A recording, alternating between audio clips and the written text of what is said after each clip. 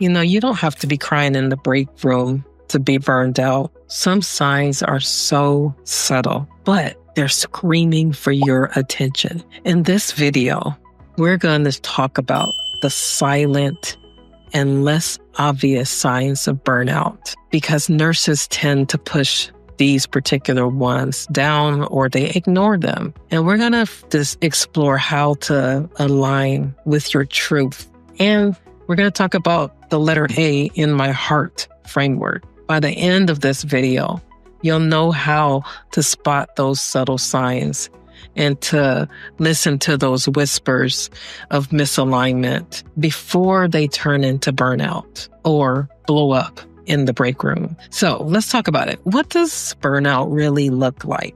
I know for me, it came very subtly. And so if you've heard in my videos, I talk a lot about misalignment versus burnout.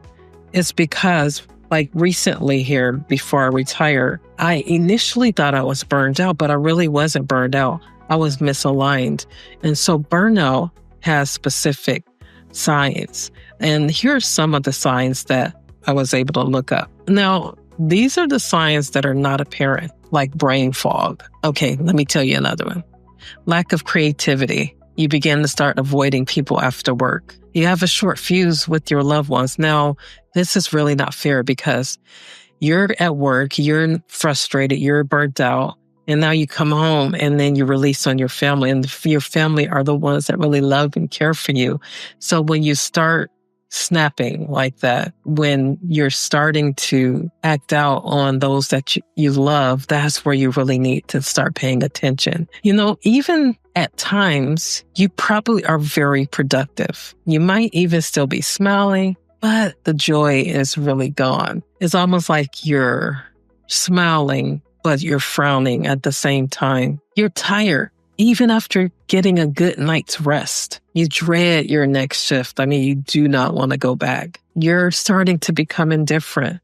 And we know that we don't like to show up like that. So those are just a few subtle signs that you should watch out for. And if you are experiencing any of that, why don't you just keep on listening? Let me tell you why the A, authenticity, matters. Because when you can't be you, that puts pressure on you. Now you have to cover and you have to put a facade on to be somebody that you really aren't. Authenticity invites nurses to show up fully as human beings first, not just their job titles. When nurses and staff operate from a place of truth, vulnerability, and inner alignment, they build trust. They deepen connection with their patients as well as their peers. And I'm going to say with yourself, you're right with yourself.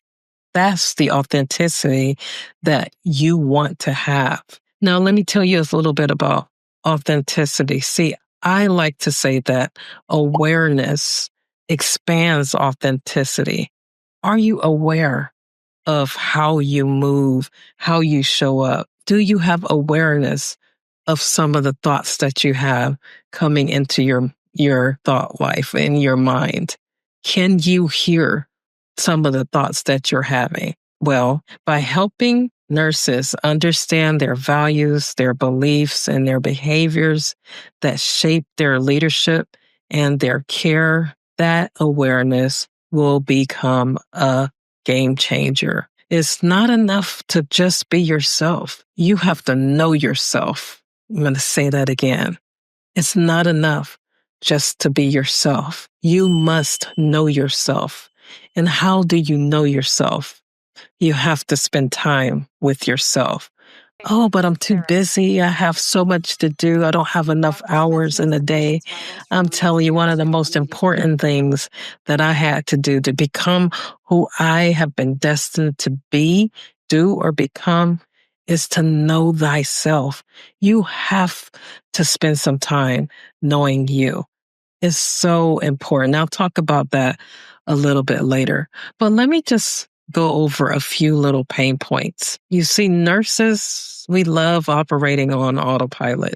We mask our fatigue, we suppress our emotions, And we unfortunately sometimes adapt to those toxic norms that we are a part of. So without self-awareness, authenticity suffers. You have to begin to start being conscious to how you behave, what you are thinking, what you are saying, how you are making other people feel. Your compassion becomes performative rather than lived when you have no self-awareness. Have you ever met people that do not have self-awareness? They are like actors and actresses, fake. I'm just being real, you guys.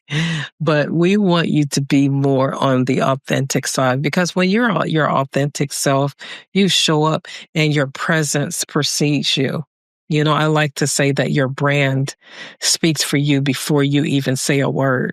And so that's what, showing up authentic looks like. So let's talk about this. What else does authenticity look like? It's when you model transparency and humility at the same time, not pride, but humility. It's nurses or staff who feel safe expressing their true thoughts and experiences. Can you really express your true thoughts and experiences? I have to be honest, I was not able to do that until I found my voice in 2020. When I found my voice, it was like a floodgate opened, and then I was able to be authentic and share my opinion, share my thoughts, and I did not become concerned about how it would make certain people uncomfortable. And so when you finally get to that place of authenticity, you get in that space of, I need to share my truth. Are you in a place where you can share who you are, or are you still covering? Because that's draining as well. So let's keep moving on. Also, a workplace where values and actions align. Do your values and your actions align? Are they congruent? I know that's where I started feeling a little bit of the misalignment, because there was so much in my heart that I wanted to do, but I couldn't do because I had to do the work. And and that's okay. For me, it was for me to early retire because there was something else that I was supposed to be doing. When you have to suppress your emotions, deny your truth, or pretend you're okay just to get through the day, oh my gosh, you are lost.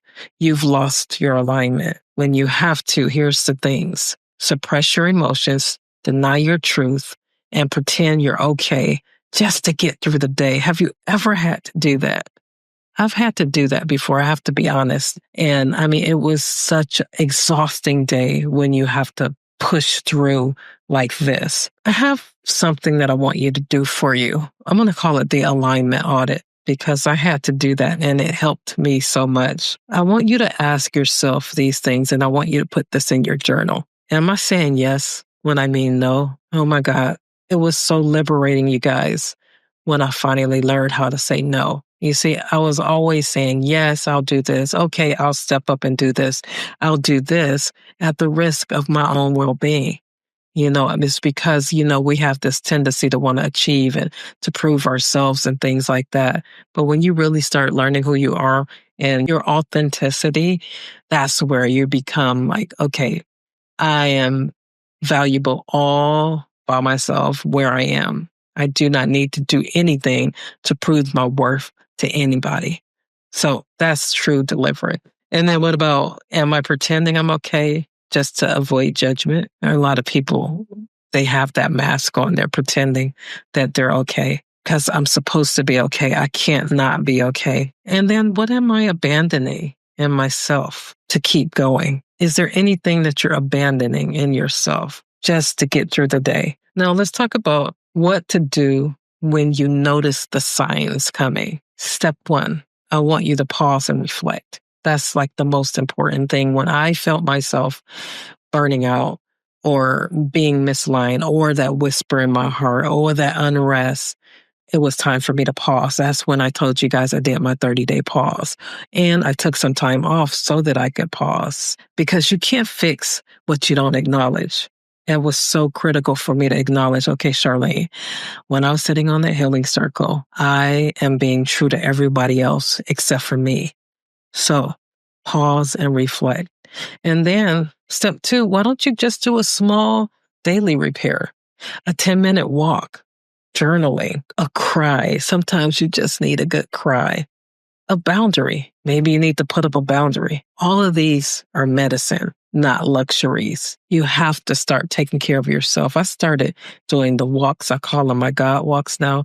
Every time I feel myself getting where I don't need to be, I walk, and then it just like literally the unclogging, the releasing begins to happen. And I am a person of practice. I am a woman of faith, so I'm a prayer warrior.